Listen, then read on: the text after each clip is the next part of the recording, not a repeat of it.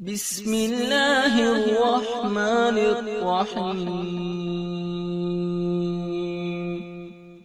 شروع اللہ کے نام سے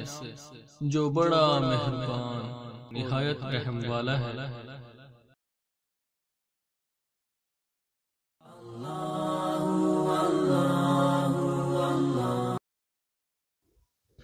اعوذ باللہ من الشیطان الرجیم، بسم اللہ الرحمن الرحیم، الحمدللہ رب العالمین، وصلی اللہ علی محمد وعلی آلہ طیبین و طاہرین المعصومین، ولعنت اللہ علی اعدائہم اجمعین، اللہم صلی علی محمد وعلی محمد وعجل فرجہم۔ محترم ناظرین و سامعین، السلام علیکم۔ آج کی نئی ویڈیو کے ساتھ حاضر خدمت ہے، میں ہوں علی روحانی اور آپ دیکھ رہے ہیں ہمارا آفیشیل یوٹیوب چینل۔ محترم ناظرین و سامعین، آج کا جو درس ہے، آج کی جو ویڈیو ہے، اس کا عنوان کلمہ لا الہ الا اللہ، اس کے کہنے کا، اس کے دہرانے کا اجر و ثواب اور اس کی فضیلت اور اس کے چند خواص، یہ آپ کی خدمت میں روایات اور احادیث معصومین علیہ السلام سے ہم نے پیش کرنے ہیں، تاکہ جو اس طرح کا توحیدی مواد یا اس طرح کی تعلیمات اور تبلیغات سکھاتا جو مواد ہے، جو ہماری ہی کتابوں میں ہے، جی یہ اپنے ہی مکتب کے ایک بہت بڑے نام کی لکھی گئی کتاب ہے، جنہوں نے مختلف اسناد سے یہ ساری احادیث کو اکٹھا کیا اور اس کو کتاب کی شکل میں جو ہے وہ کتاب کی شکل میں ہم تک پہنچایا۔ آج یہ پیغام ہم تک پہنچایا، یہ ہماری کتابوں میں مرقوم ساری چیزیں ہیں کہ لا الہ الا اللہ کہنے کا کیا ثواب ہے، ہماری کتابوں میں ملتا ہے کہ امام سے کسی نے سختیوں کا گلہ کیا تو آپ نے لا حول ولا قوت الا باللہ پڑھنے کا کہا، ہماری کتابوں میں امام علی رضا علیہ السلام سے جو ہے منقول وہ روایت بھی ہے کہ آپ کہتے ہیں میں نے اپنے جد امجد کو خواب میں دیکھا اور سختیوں کی شکایت کی تو انہوں نے کہا بیٹا یا رؤوف یا رحیم کثرت سے پڑھو۔ ہماری کتابوں میں جناب یہ آپ کو ملے گا کہ سورہ مبارکہ توحید، سورہ مبارکہ اخلاص سے دوستی کرنے والے کا اجر و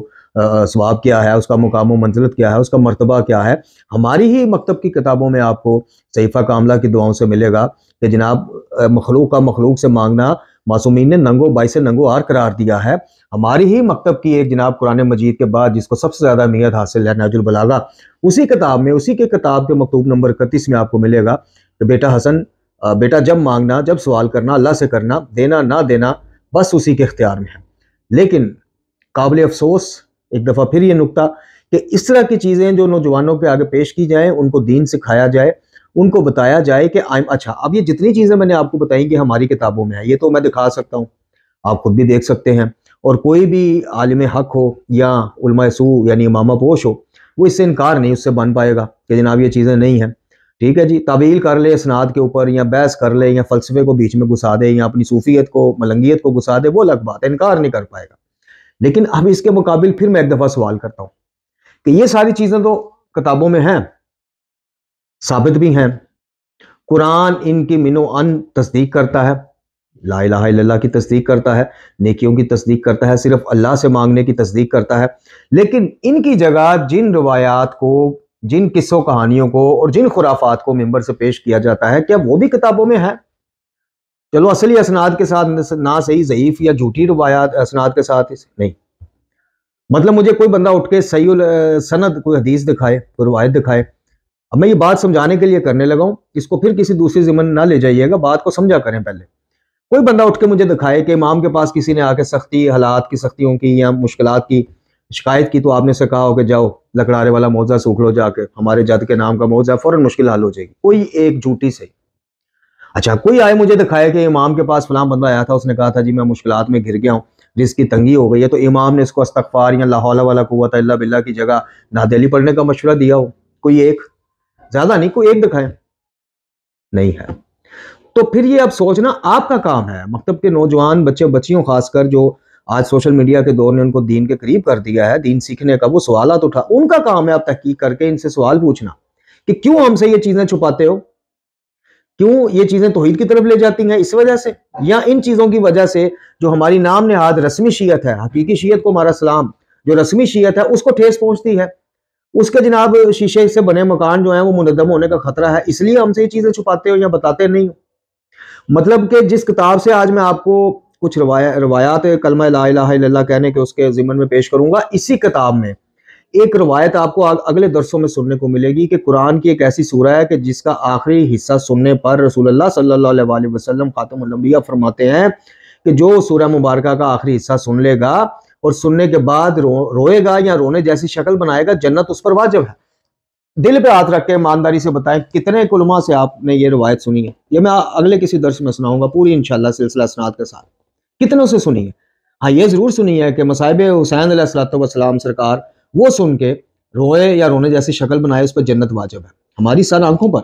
مصائب امام جو ہے امام علی مقام حسین ابن علی علیہ الصلوۃ والسلام، ان کا تذکرہ سن کے گریہ کرنا سنت نبوی ہے صلی اللہ علیہ وسلم، اور آپ کی شہادت سے پہلے جناب رسالت مآب صلی اللہ علیہ وسلم نے یہ گریہ فرمایا ہے، اس پہ ہمیں کوئی وہ نہیں۔ لیکن بات کرنے کا مقصد ہے کہ جہاں وہ مکتب کے اندر روایت ہے تو وہیں اسی مکتب کے اندر اسی مکتب کے ایک بہت بڑے نام نے اپنی اسی کتاب میں یہ روایت بھی درج کی ہے، کتنوں نے سنی ہے،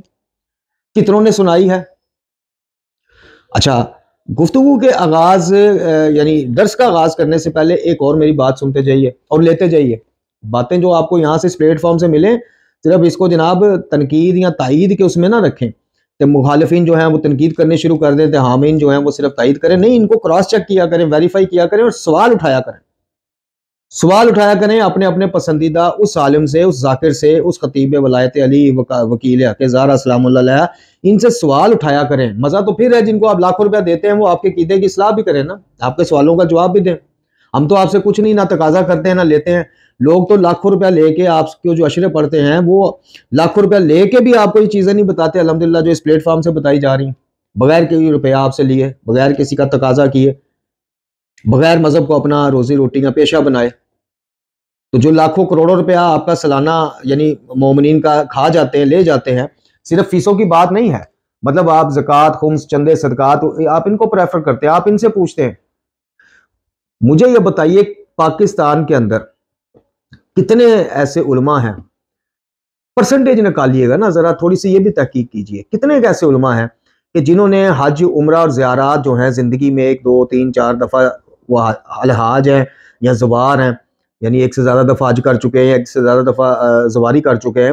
ذرا دل پہ ہاتھ رکھ کے یہ تحقیق کیجئے گا کتنے ایسے بندے ہیں جو اپنی خون پسینے کی کمائی سے، کتنے ایسے عالم ہیں کہ جو حج، عمرہ اور زیارات کر کے آئے ہیں۔ ذرا پرسنٹیج نکال کے میری علم میں اضافہ فرمائیں، بتائیں مجھے۔ لوگوں کے مالوں پہ حج، لوگوں کے مالوں پہ عمرے، زیارتیں، لوگوں کے مالوں کے اوپر بچے پڑھانے ہیں، لوگوں کے مالوں کے اوپر گاڑیوں میں پھرنا ہے۔ اور بھائی تم سائیکل پہ پھر جاؤ، یہ تو معیار ہے ہی نہیں عالم کا معیار تو اس کے علم ہے۔ اور اس میں بھی 2 کیٹیگری ہیں، یعنی قرآن اور اہل بیت کی تعلیمات کا خلاصہ نکالیں تو عالم کہلانے کا جو حقدار ہے اس کے اندر 2 خصوصیت ہونی چاہیے۔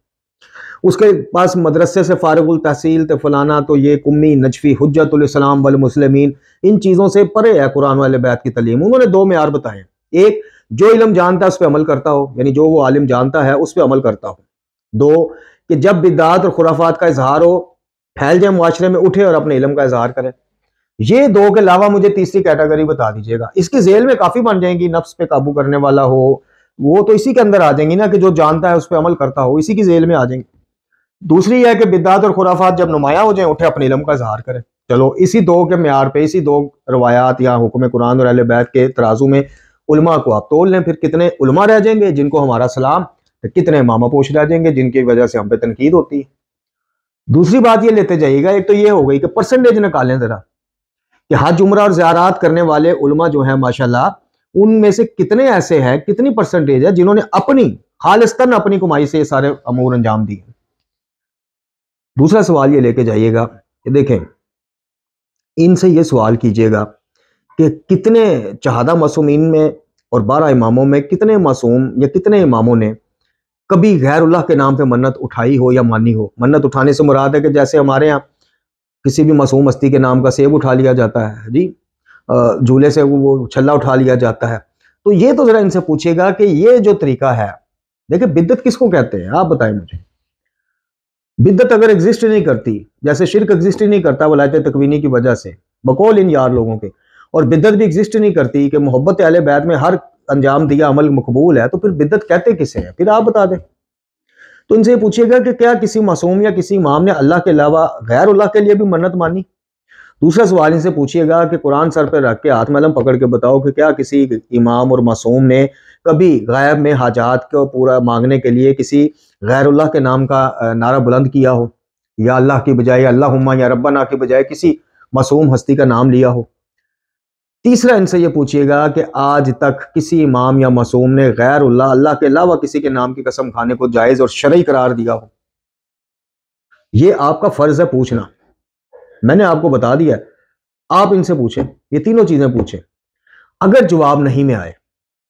تو پھر میرا حق ہے، پھر آپ سے میرا شکوہ بنتا ہے، پھر کس چیز کا ان کو لاکھوں کروڑ روپیہ دیتے ہو؟ اگر ان کا جواب نہیں میں آئے تو پھر ایک دعوت فکر تو دینی بنتی ہے نا، کہ آئیں پھر جس سے ساری عمر ہمارے ہر معصوم نے مانگا، یعنی اللہ سے، ہم اسی سے مانگیں گے، واسطہ اور وسیلہ ان کا پیش کریں گے، اللہ کو مانگیں گے اسی سے، جس کے نام کی منتیں ہمیشہ معصومین نے مانی، کبھی نماز، نفلی نماز، کبھی نفلی روزے، کبھی محتاجوں کو کھانا کھلانے کے عنوان سے، سورہ مبارکہ دہر میں بھی یہ سارے عنوانات ہیں۔ تو آئیں پھر آج کے بعد ہم بھی قوم کو یہ بتائیں گے کہ منت جب اٹھانی ہے یا مانگنی ہے صرف اللہ کے نام کی۔ اور تیسرا پھر ان سے جب یہ بھی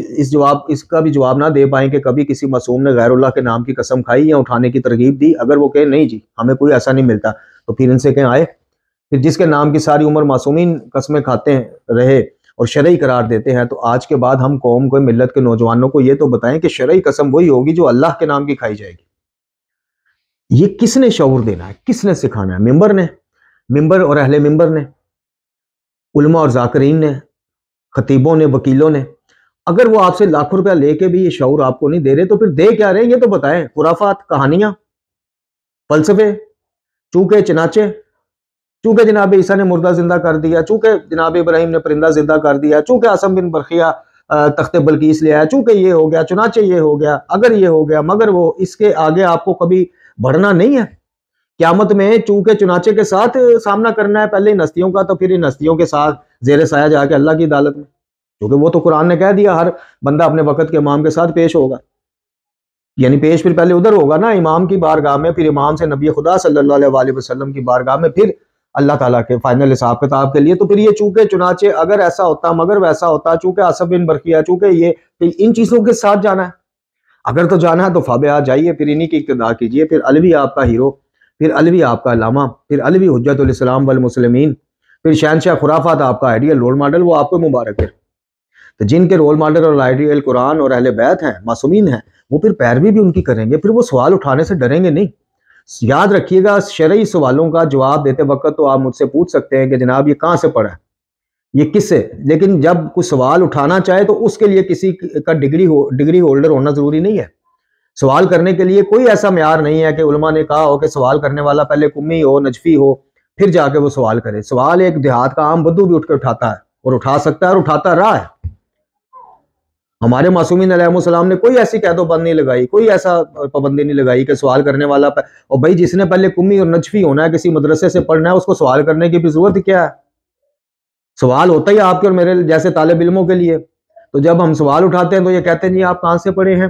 آپ علماء پہ سوال اٹھا رہے ہیں، آپ کس مدرسے سے؟ بھائی میں جس مدرسے سے فارغ التحصیل ہوں اور اس مدرسے کے سربراہ کے کہنے پہ شیعت پہ آیا ہوں، تم لوگوں کی تو پہنچ، شاید میں بڑا بول نہیں بولتا، اللہ تعالیٰ معاف کرے، بڑے بول کے اسے دباؤ سے بچائے، وزن سے بچائے، لیکن تم لوگوں کی تو شاید ساری زندگیاں بھی گزر جائیں تو اس مدرسے اور اس مدرسے کے پرنسپل تک تمہاری رسائی نہ ہو۔ الحمدللہ جس کے حکم سے الحمدللہ آج ہم رد خرافات اور بدعات کا کام کر رہے ہیں، یہ چھوڑ دیں آپ، یہ میرا اور ان کا معاملہ اور اللہ کا معاملہ ہے۔ آپ میرے سوالوں کے جواب دیں اگر آپ دے سکتے ہیں،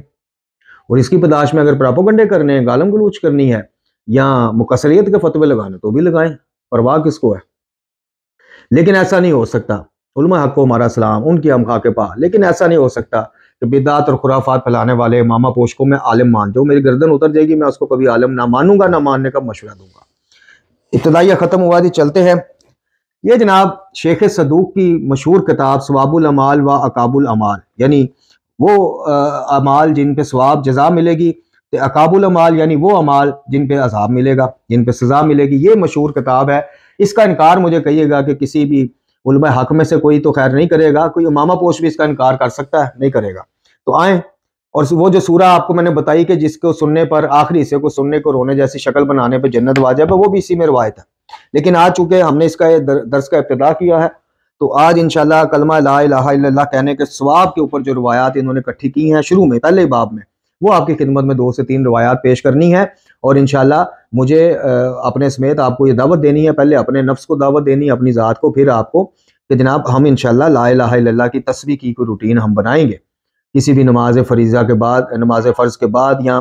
نماز کے علاوہ بھی، چونکہ اس کا اجر و ثواب بھی اتنا ہے کہ آپ حیران ہو جائیں گے، پریشان ہو جائیں گے انشاءاللہ۔ آئیں جی، پہلی روایت ہے جی، اس کا پہلے سلسلہ اسناد انہوں نے نقل کیا ہے، اور پھر کہتے ہیں کہ جناب مجھے محمد بن علی بن الحسین بن موسیٰ بن بابویہ، جو کہ فقیہ بھی ہیں اور کتاب کے مصنف بھی ہیں، وہ انہوں نے مجھ سے فرمایا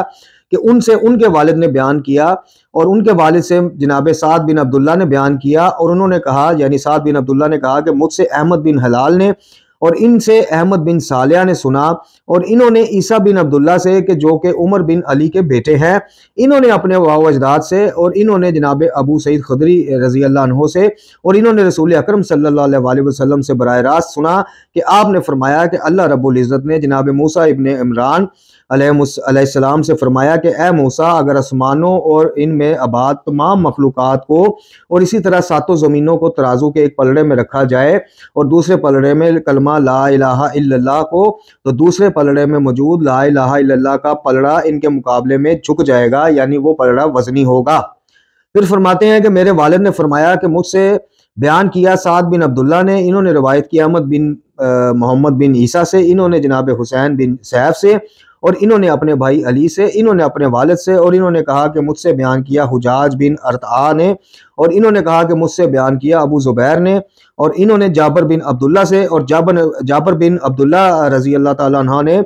رسول اکرم صلی اللہ علیہ وسلم کو فرماتے سنا کہ دو سبب بننے والی چیزیں ہیں، جو شخص اس حالت میں مرا کہ وہ لا الہ الا اللہ کی گواہی دے رہا تھا اور اس پر قائم تھا۔ اچھا، گواہی دینا اور اس کے بعد قائم رہنا یہ دو الگ چیزیں ہیں، یعنی گواہی تو دے دی آپ نے اور میں نے کلمہ پڑھا، یہ تو ہو گیا ثابت۔ اب قائم رہنا کیا ہے کہ ہم نے پھر لا الہ الا اللہ کو لا الہ الا اللہ سمجھا، اللہ کے علاوہ کسی کو خدائی صفات کا نہ عمل سمجھا نہ خدا سمجھا، یہ قائم رہنا ہے۔ تو کہتے ہیں کہ رسول اللہ نے فرمایا صلی اللہ علیہ وسلم خاتم الانبیاء نے کہ دو سبب بننے والی چیزیں، پہلی یہ کہ جو شخص اس حالت میں مرا کہ وہ کلمہ لا الہ الا اللہ کی گواہی دے رہا تھا اور اس پر قائم تھا، وہ جنت میں داخل ہوگا، اور جو شخص اس حالت میں مرا کہ کسی کو اللہ کا شریک قرار دے بیٹھا تو وہ جہنم میں داخل ہوگا۔ بڑا نازک معاملہ ہے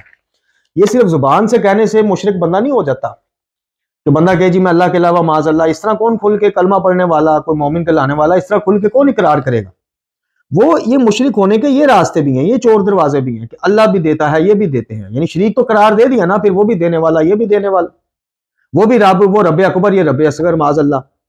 تو یہ صرف یہ نہ آپ سوچیں کہ جی ہم کون سا اللہ سمجھ کے ان سے مانگتے ہیں، نہیں، آپ ان کو یہ دینے والا سمجھ کے مانگتے ہیں نا کہ جناب یہ بھی دیتے ہیں، یہ بھی کا جو لفظ ہے نا یہ ہٹا دیں۔ میں نے اکثر اپنے دروس میں کہا کہ سب سے پہلے اللہ ہی پہ آئے، واسطہ اور وسیلہ ان کا رکھیں، وہ عین توحید ہے۔ کوئی بندہ اٹھ کے ثابت نہیں کر سکتا کہ اللہ سے کوئی ان کا واسطہ، اللہ کو اپنے اعمال کا واسطہ ہم دے سکتے ہیں، تو کیا اعمال سکھانے والوں کا واسطہ نہیں دے سکتے؟ واسطہ اور وسیلہ تک کریں۔ لیکن یہ جو لفظ بھی آ گیا نا اس مکتب کے اندر، اللہ بھی، معصومین بھی، مولا علی بھی، جی تو یہ بھی نے جو ہی کو اڑا دیا نا، جو اللہ ہی تھا، جو ہمارے توحید کا سرنامہ ہے کہ اللہ ہی۔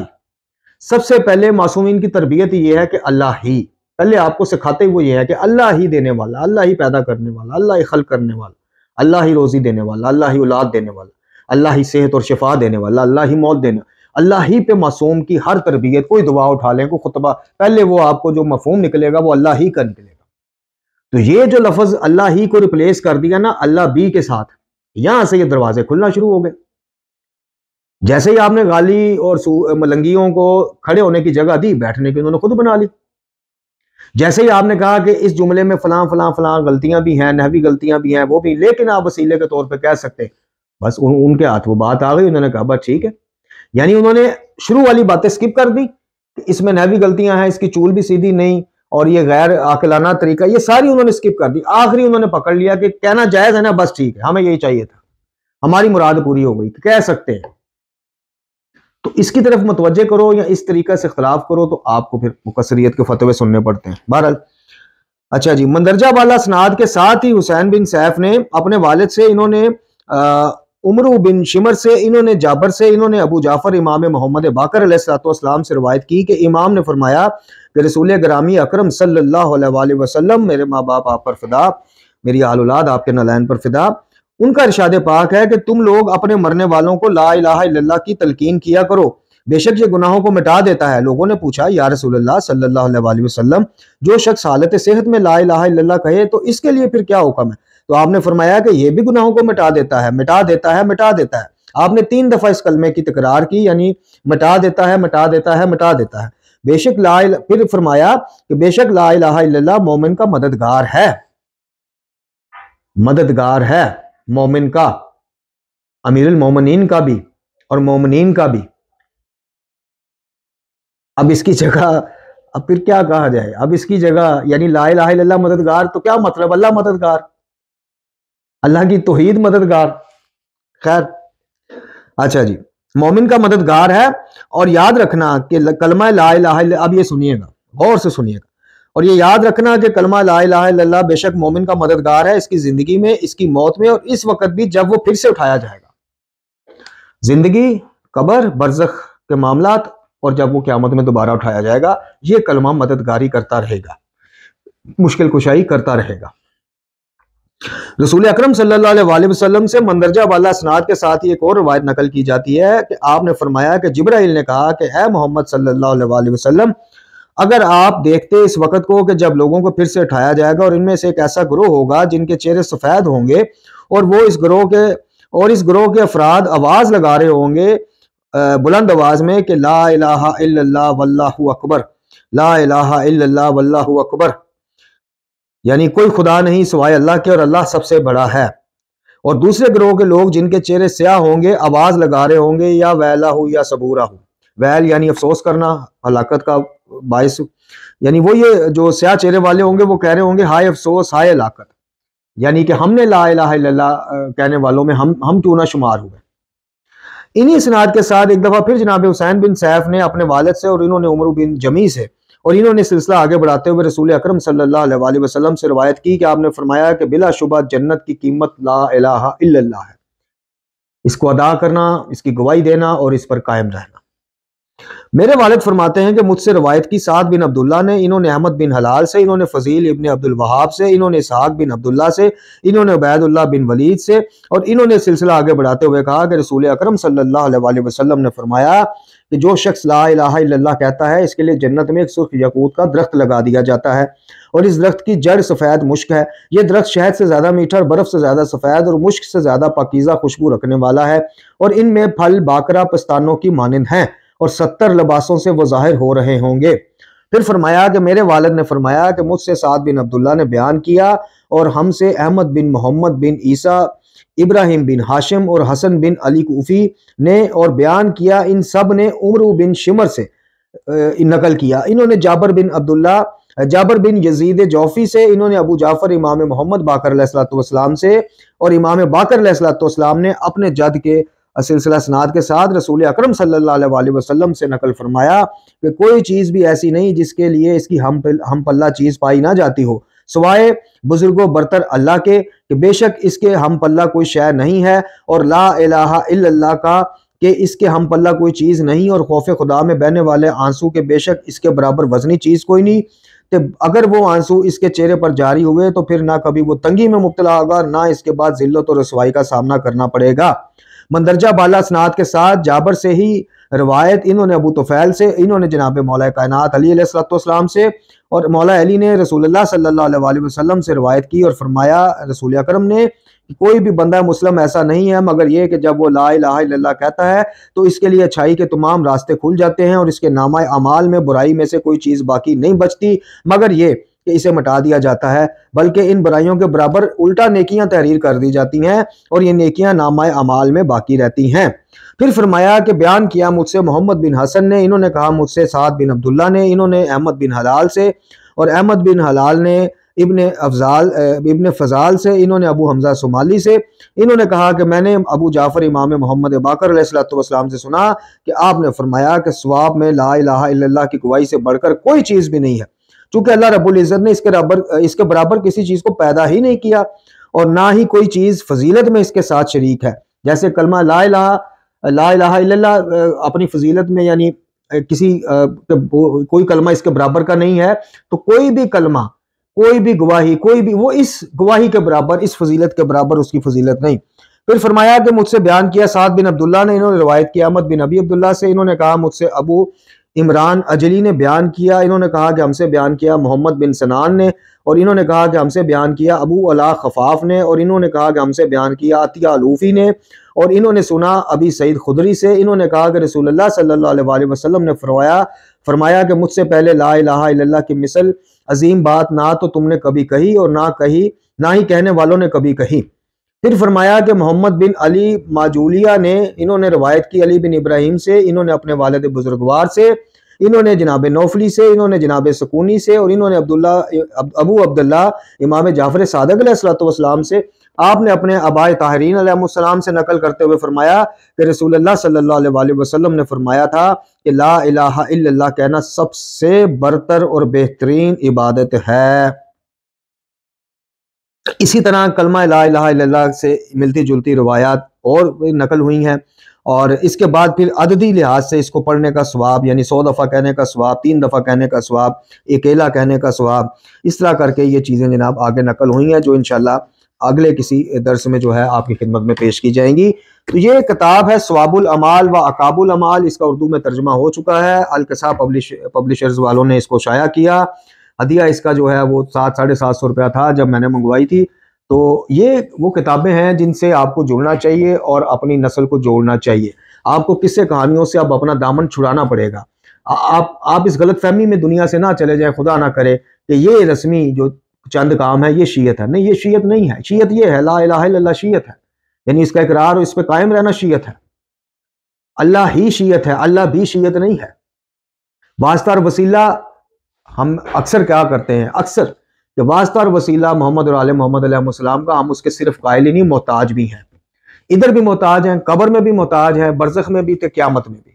ان کی شفاعت کے، ان کی دعا کا کون محتاج، کون بدبخت ہے کہ جو ان کے ماننے والا بھی اور کہے جی میں معاذ اللہ میں جناب قائل نہیں ان کی شفاعت کا۔ نہیں، ہم محتاج ہیں۔ واسطہ اور وسیلہ چیز اور ہے، براہ راست پکارنا، حاجات مانگنا یہ چیز اور ہے، یہ ہمارے عقیدے سے ریلیٹڈ ہے، اور عقیدہ ہم نے قرآن اور اہل بیت سے لینا ہے، کسی بڑے نام سے نہیں لینا، کسی بڑے اس سے نہیں لینا، میں نام نہیں لیتا۔ عقیدہ ہاں ان سے لیں گے اگر یہ قرآن اور اہل بیت کی دلیل کے ساتھ ہمیں سکھائیں گے۔ کوئی بندہ اٹھ کے جب کہے گا کہ نہیں جناب لا الہ الا اللہ کہنے کا جتنا ثواب ہے اتنا ہی ثواب جناب یہ کلمہ کہنے کا ہے، تو اسے دلیل تو مانگی جائے گی نا، بھئی اس کی دلیل تو ہے میرے پاس۔ اب مجھے کوئی قائل کرے کہ نہیں 3 دفعہ وہ کر لیا، مولا علی کا نام لے لیا تو مجھے تو لا الہ الا اللہ یا قرآن پڑھنے کا ثواب حاصل، تو میں اسے دلیل مانگنے کا حقدار ہوں کہ نہیں؟ میں تو دے رہا ہوں نا دلیل، تو مجھے بھی تو دلیل چاہیے نا۔ وہ دلیل مانگنا جرم بن جاتا ہے جی یہاں پر، وہ دلیل مانگنا، وہ جی مدرسہ کون سا تھے فلانا، میں نے کہا کہ میرا مدرسہ نہ پوچھ، میرا پرنسپل، میرا محتمم نہ پوچھ، تو اس تک نہیں پہنچ پائے گا، اور اللہ کرے تو پہنچ پائے تو پھر وہ پرنسپل تجھے خود تعارف کرا دے گا کہ علی روحانی کس مدرسے سے فارغ التحصیل ہے۔ اللہ تعالیٰ سے دعا ہے کہ ہمیں تعلیمات قرآن و اہل بیت پڑھنے، سمجھنے اور ان پر عمل کرنے کی توفیق عطا فرمائے، خاتمہ بالایمان فرمائے، امام زمان جل اللہ تعالیٰ فرج شریف کا ظہور، ان کے ظہور میں تجلیل فرمائے، ہمیں آسانیاں دے، آسانیاں بانٹنے کی توفیق عطا فرمائے۔ وما علینا الا البلاغ۔